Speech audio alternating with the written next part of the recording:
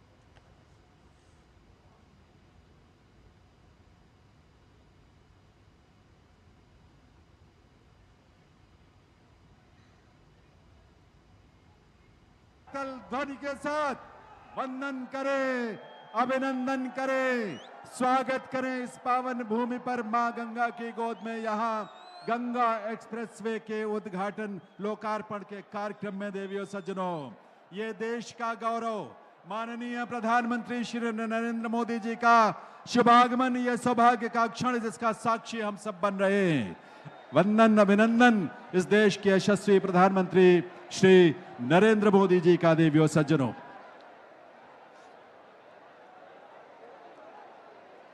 आप सभी से अनुरोध है, आप सभी कृपया अपने अपने स्थान पर विराजें, अपना अपना स्थान ग्रहण करें। आप सभी अपने स्थान पर बैठ जाएं। देवियों सज्जनों, जिनके युगांतरकारी नेतृत्व में देश भर में विकास रूपी गंगा की अविरल धारा अपने पूरे वेग से प्रवाहित है, ऐसे युग पुरुष देश के यशस्वी प्रधानमंत्री श्री नरेंद्र मोदी जी का आपके उल्लास और ऊर्जा के साथ करतल ध्वनि के साथ स्वागत अभिनंदन है आज के इस आयोजन में। भक्त प्रहलाद की आस्था स्थली है ये, जो भगवान विष्णु के वामन और नरसिंह अवतार की भी पावन धरा है। ऐसे हरिद्वय यानी 2 अवतारों वाली पुनीत भूमि पर वंदन अभिनंदन माननीय प्रधानमंत्री महोदय का। इस अवसर पर मंच पर विराजमान माननीय राज्यपाल श्रीमती आनंदीबेन पटेल जी का भी स्वागत अभिनंदन है। साथ ही स्वागत आप सबके करतल ध्वनि के साथ उत्तर प्रदेश के माननीय मुख्यमंत्री श्री योगी आदित्यनाथ जी। अब मैं निवेदन करूंगा माननीय प्रधानमंत्री महोदय से, वे अपने कर कमलों से रिमोट का बटन दबाकर गंगा एक्सप्रेसवे का लोकार्पण करने की कृपा करें। हम सब साक्षी बने इस ऐतिहासिक क्षण का।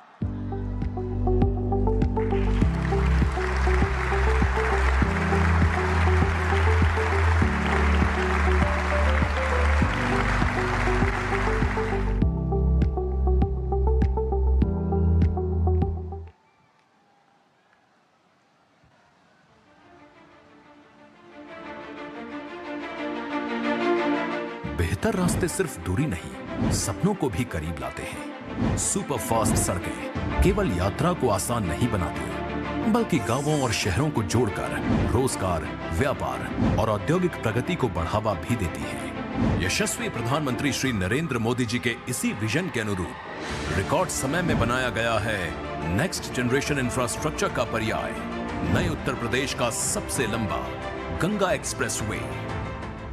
21वीं सदी में किसी भी देश की प्रगति के लिए, किसी भी प्रदेश की प्रगति के लिए हाई स्पीड कनेक्टिविटी सबसे बड़ी जरूरत है।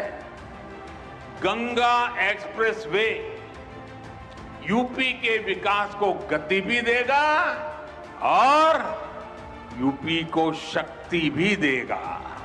माननीय मुख्यमंत्री योगी आदित्यनाथ जी के परिवर्तनकारी नेतृत्व में उत्तर प्रदेश में एक्सप्रेसवे कनेक्टिविटी के फ्लैगशिप प्रोजेक्ट कंप्लीट होने से कभी जो सफर घंटों में तय होता था, अब वो मिनटों में हो रहा है पूरा। डबल इंजन सरकार ने उत्तर प्रदेश को बनाया है एक्सप्रेसवे स्टेट। यशस्वी प्रधानमंत्री जी के कर कमलों से आज माननीय राज्यपाल श्रीमती आनंदीबेन पटेल जी और माननीय मुख्यमंत्री जी की गरिमामयी उपस्थिति में राष्ट्र को समर्पित किया जा रहा है गंगा एक्सप्रेसवे।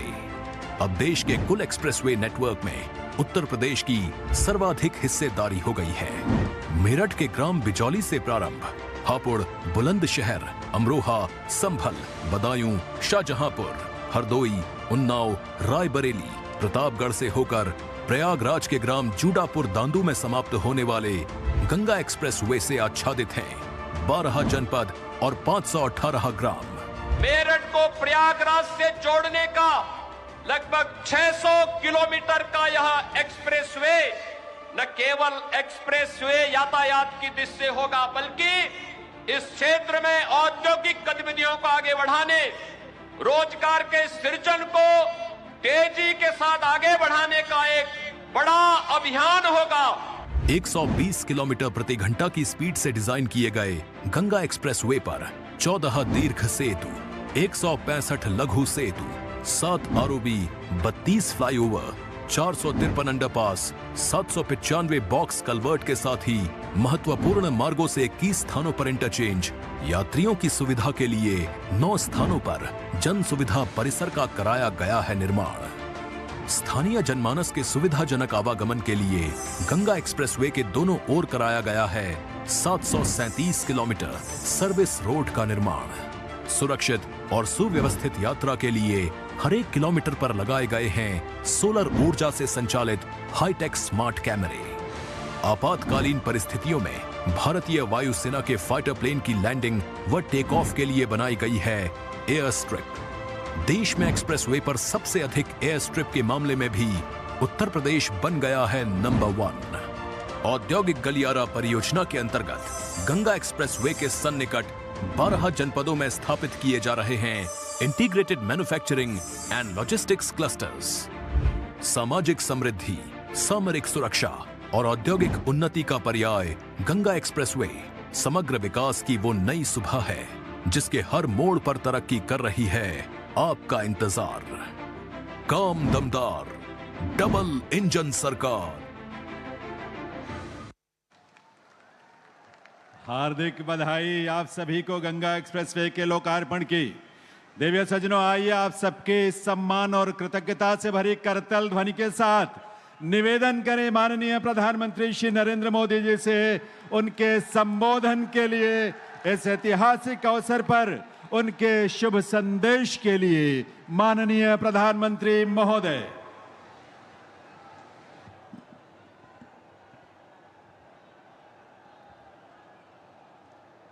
भारत माता की, गंगा मैया की, गंगा मैया की। उत्तर प्रदेश की राज्यपाल आनंदीबेन पटेल, यहाँ के मुख्यमंत्री श्रीमान योगी आदित्यनाथ जी, उप मुख्यमंत्री केशव प्रसाद मौर्य, ब्रजेश जी पाठक, केंद्रीय मंत्रिमंडल के मेरे सहयोगी जितिन प्रसाद जी, पंकज चौधरी जी, यूपी सरकार के मंत्रीगण, सांसद और विधायकगण, अन्य जनप्रतिनिधि और विशाल संख्या में पधारे हुए मेरे प्यारे भाइयों और बहनों,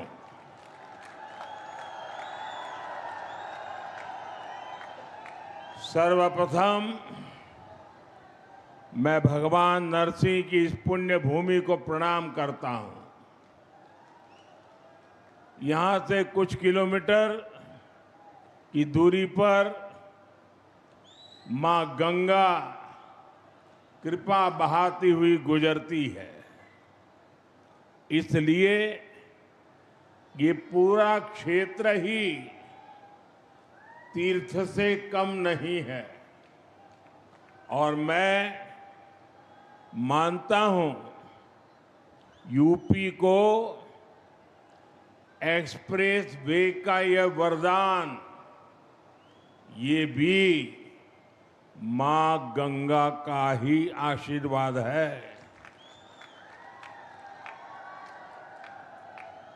अब आप कुछ ही घंटों में संगम भी पहुंच सकते हैं और काशी में बाबा के दर्शन करके भी वापस आ सकते हैं।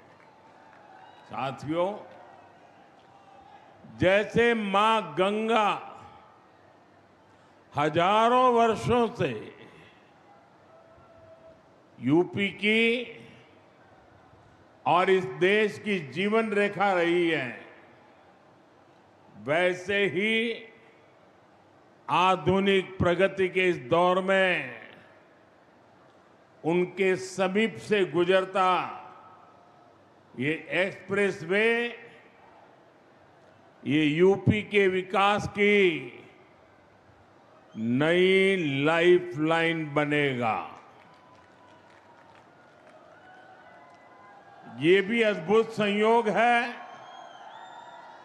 कि पिछले 4-5 दिनों में मैं मां गंगा के सानिध्य में ही रहा हूं। 24 अप्रैल को मैं जब बंगाल में था तो मां गंगा के दर्शन किए थे और फिर कल तो मैं काशी में था। आज सुबह ही फिर बाबा विश्वनाथ, मां अन्नपूर्णा और मां गंगा के दर्शन करने का सौभाग्य मिला और अब मां गंगा के नाम पर बने इस एक्सप्रेस वे के लोकार्पण का अवसर मिला है। मुझे खुशी है कि यूपी सरकार ने इस एक्सप्रेस वे का नाम मां गंगा के नाम पर रखा है। इसमें विकास का हमारा विजन भी झलकता है और हमारी विरासत के भी दर्शन होते हैं। मैं यूपी के करोड़ों लोगों को गंगा एक्सप्रेस वे की बधाई देता हूं।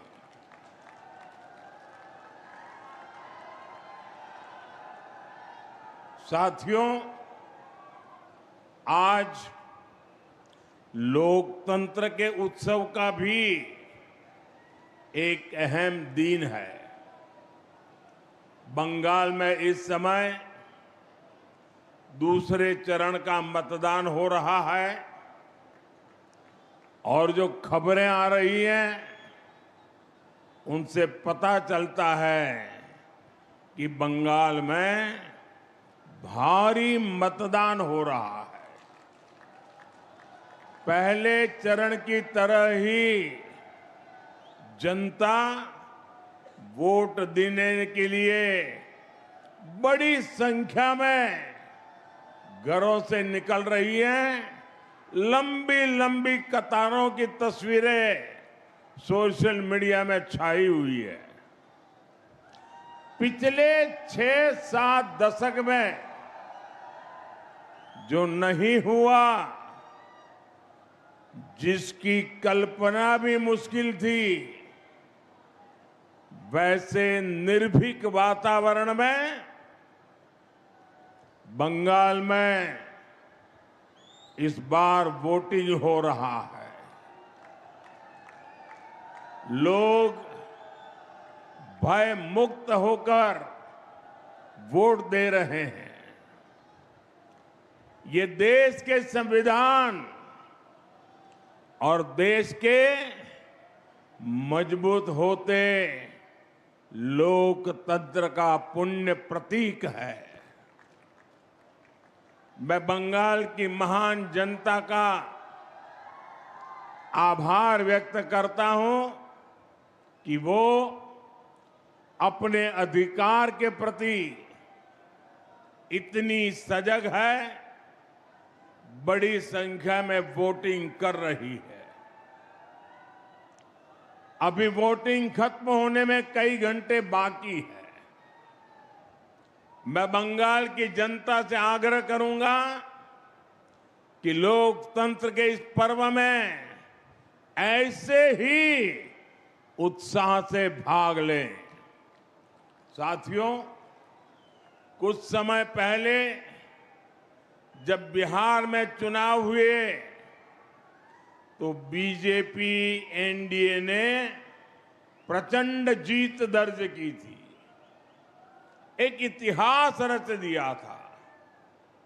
अभी अभी कल ही गुजरात में महानगरपालिका, नगरपालिका, जिला पंचायतें, नगर पंचायतें, तहसील पंचायत, इन सब के चुनाव के नतीजे आए हैं। और आप मेरे उत्तर प्रदेश वासियों को खुशी होगी, 80 से 85% नगर पालिका और पंचायतों भाजपा ने जीत ली है।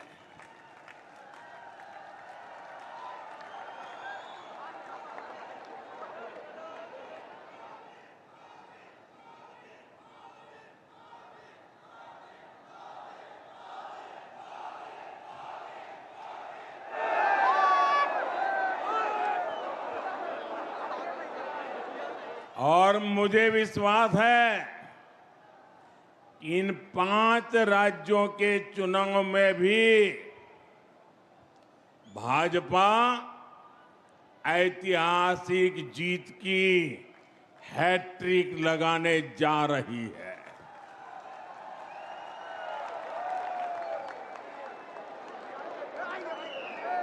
चार मई के नतीजे विकसित भारत के संकल्प को मजबूत करेंगे, देश के विकास की गति को नई ऊर्जा से भरेंगे। साथियों, देश के तेज विकास के लिए हमें तेजी से आधुनिक इंफ्रास्ट्रक्चर का भी निर्माण करना है। दिसंबर 2021 में गंगा एक्सप्रेसवे का शिलान्यास करने मैं शाहजहांपुर आया था। अभी 5 साल से भी कम समय हुआ है और आप देखिए, देश के सबसे बड़े एक्सप्रेसवेज में शुमार यूपी का सबसे लंबा ग्रीन कॉरिडोर एक्सप्रेसवे ये 5 साल के भीतर भीतर बनकर तैयार हो गया है।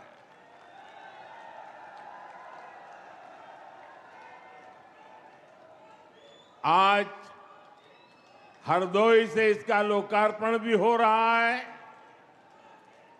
यही नहीं, एक और गंगा एक्सप्रेसवे का निर्माण पूरा हुआ है, तो साथ ही इसके विस्तार की योजना पर भी काम शुरू हो गया है। जल्द ही गंगा एक्सप्रेसवे मेरठ से आगे बढ़कर हरिद्वार तक पहुंचेगा।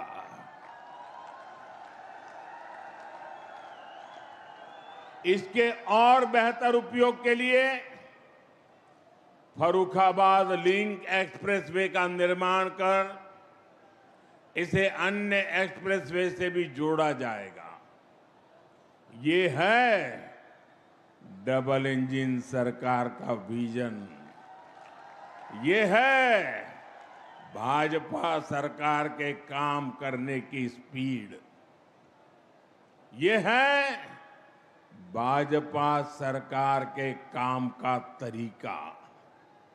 भाइयों बहनों, कुछ ही दिन पहले मुझे दिल्ली देहरादून एक्सप्रेसवे के लोकार्पण का अवसर मिला था।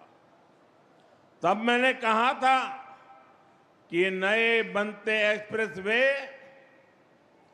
विकसित होते भारत की हस्तरेखाएं हैं और ये आधुनिक हस्तरेखाएं आज भारत के उज्जवल भविष्य का जयघोष कर रही है। साथियों, अब वो दौर चला गया जब एक सड़क के लिए दशकों तक इंतजार करना पड़ता था। एक बार घोषणा हो गई तो वर्षों तक फाइलें चलती थी।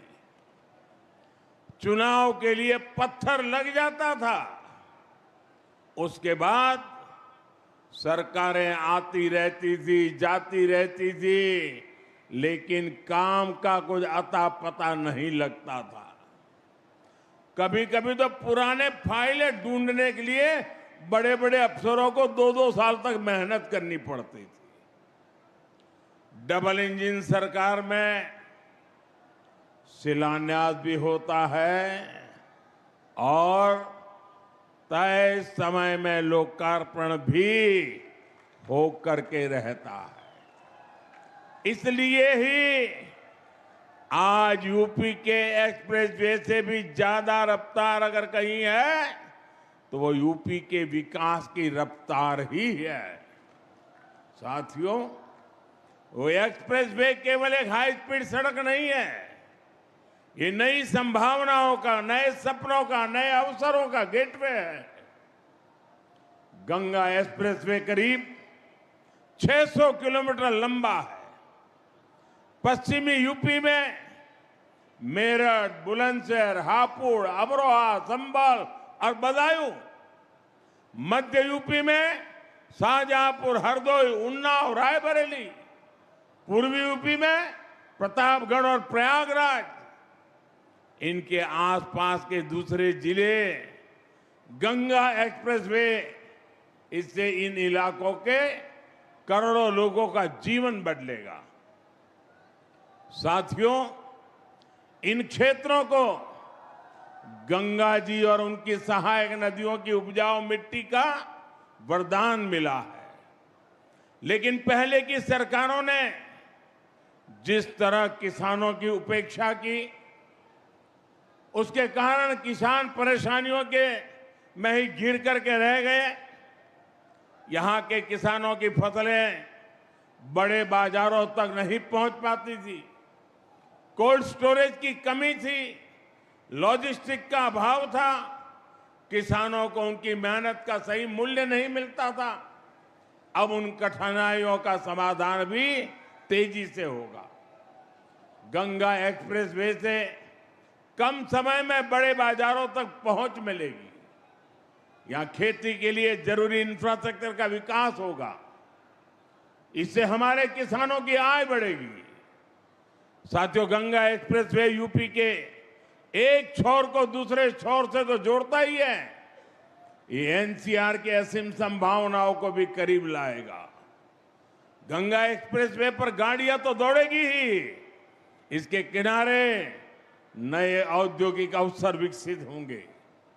इसके लिए हरदोई जैसे दूसरे जिलों में इंडस्ट्रियल कॉरिडोर विकसित किए जा रहे हैं।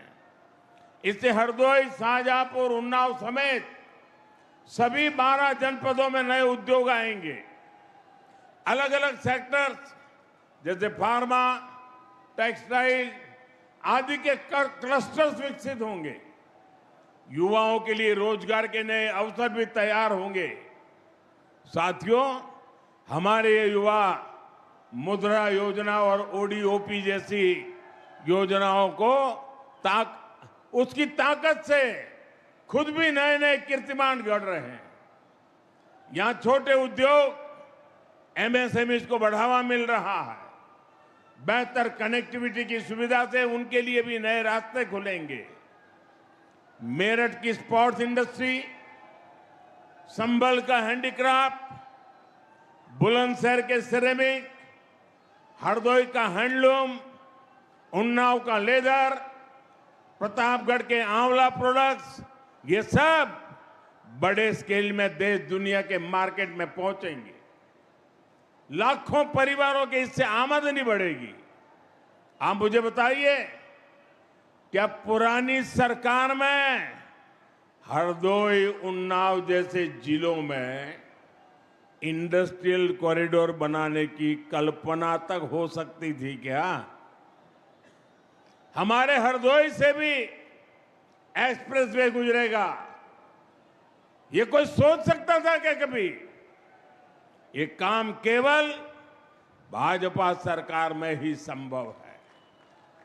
साथियों, पहले यूपी को पिछड़ा और बीमारू प्रदेश कहा जाता था, वही उत्तर प्रदेश आज $1 ट्रिलियन की इकोनॉमी बनने के लिए आगे बढ़ रहा है।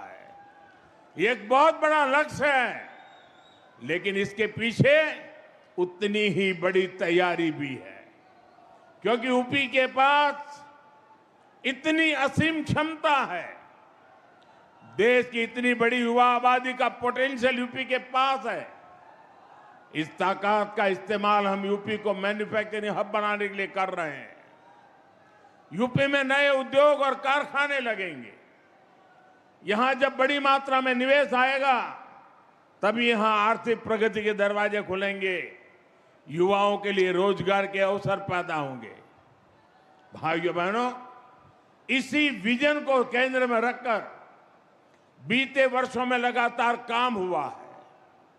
आप सब खुद भी महसूस कर रहे हैं, जिस यूपी की पहचान पहले पलायन से होती थी, आज उसे इन्वेस्टर समिट और इंडस्ट्रियल कॉरिडोर के लिए जाना जा रहा है।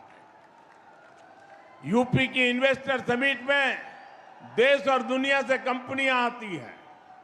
यूपी में हजारों करोड़ रुपए का निवेश हो रहा है।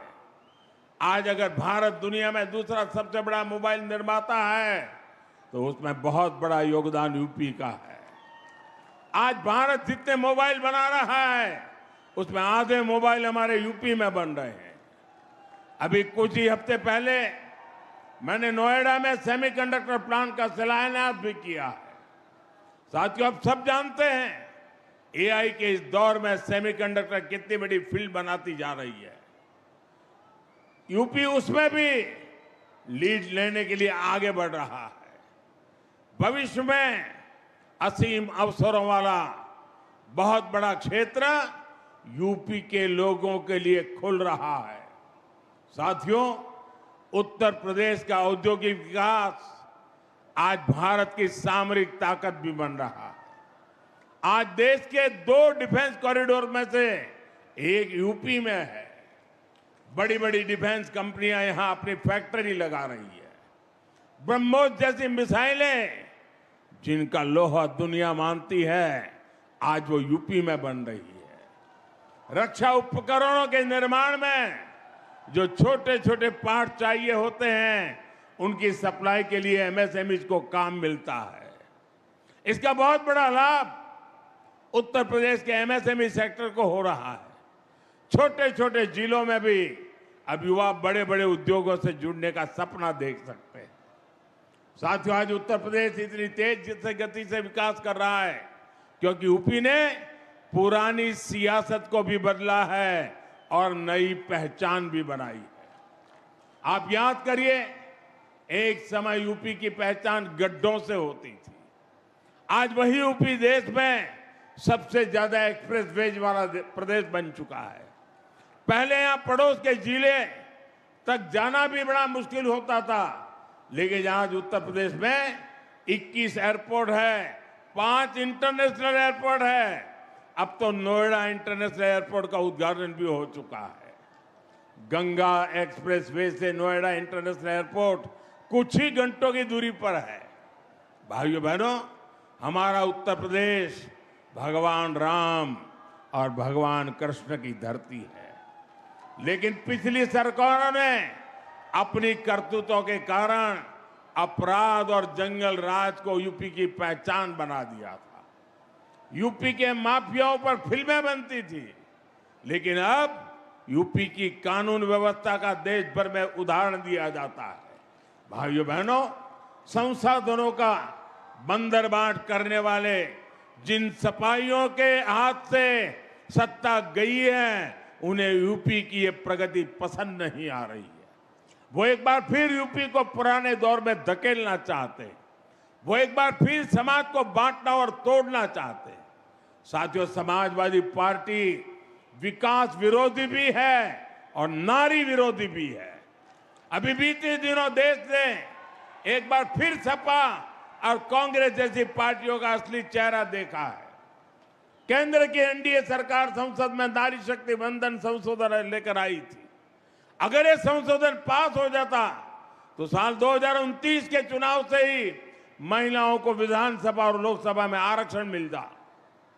बड़ी संख्या में हमारी माताएं बहनें सांसद विधायक बनकर दिल्ली लखनऊ पहुंचती, वो भी किसी और वर्ग की सीटें कम हुए बिना।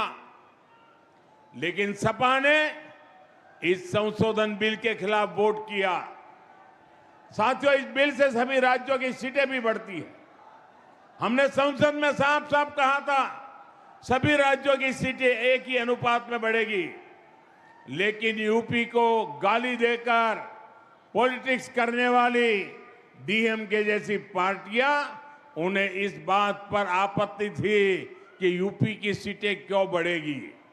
आप देखिए, समाजवादी पार्टी संसद में उन्हीं के सुर में सुर मिला रही थी। ये सपा वाले यहां से आपके वोट लेकर संसद जाते हैं और संसद में यूपी के लोगों को गाली देने वालों के साथ खड़े हो जाते हैं। इसलिए यूपी के लोग कहते हैं समाजवादी पार्टी कभी सुधर नहीं सकती है। ये लोग हमेशा महिला विरोधी राजनीति ही करेंगे। ये हमेशा तुष्टिकरण और अपराधियों के साथ खड़े रहेंगे। सपा कभी भी परिवारवाद और जातिवाद से ऊपर उठ नहीं सकती। ये लोग हमेशा विकास विरोधी राजनीति करेंगे। यूपी को सपा और उसके सहयोगियों से सावधान रहना है। साथियों, आज देश एक ही संकल्प लेकर आगे बढ़ रहा है, विकसित भारत का संकल्प। इस संकल्प को पूरा करने में उत्तर प्रदेश की बहुत बड़ी भूमिका है। आप सब देख रहे हैं आज पूरी दुनिया कैसे युद्ध, अशांति और अस्थिरता में फंसी हुई है। दुनिया के बड़े बड़े देशों में हालत खराब है, लेकिन भारत विकास के रास्ते पर उसी रफ्तार से आगे बढ़ रहा है। बाहर के दुश्मनों को यह पसंद नहीं आ रहा। भीतर बैठे कुछ लोग भी सत्ता की भूख में भारत को नीचा दिखाने की कोशिश में लगे हैं। फिर भी हम न केवल सुरक्षित है, बल्कि विकास के नए नए कीर्तिमान भी गढ़ रहे हैं। हम आत्मनिर्भर भारत का अभियान को आगे बढ़ा रहे हैं।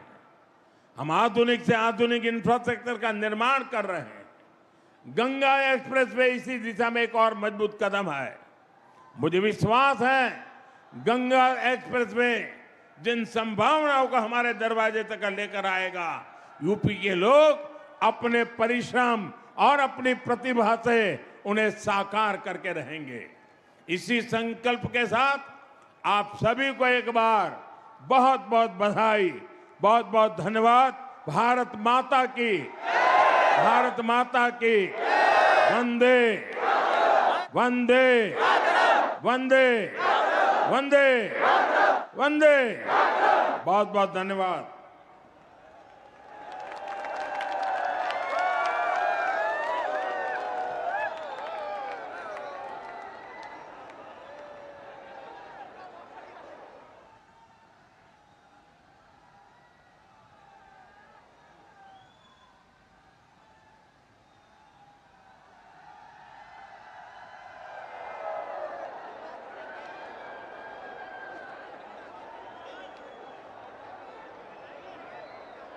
बहुत बहुत आभार माननीय प्रधानमंत्री श्री नरेंद्र मोदी जी का उनके इस प्रेरक संबोधन के लिए।